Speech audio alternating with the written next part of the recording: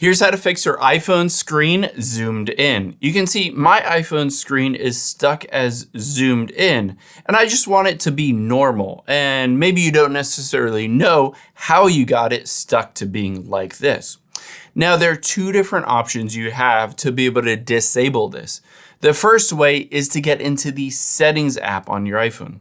So you can use 3 fingers. Keep in mind, when you're stuck and zoomed in, sometimes it works just by using 1 finger, but keep in mind you might need to use 3 fingers to navigate around. You can see just like that, I can then navigate around to Settings, and I'm going to tap on that. Let me go back to the beginning to show you where this is.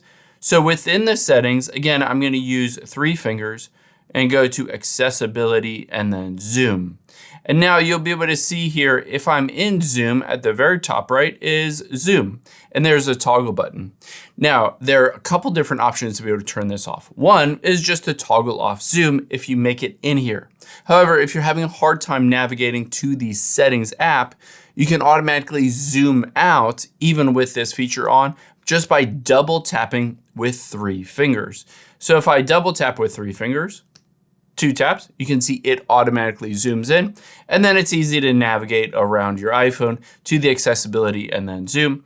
And now you can toggle this off, and even if I tap with 3 fingers, you can see it no longer zooms in on your iPhone.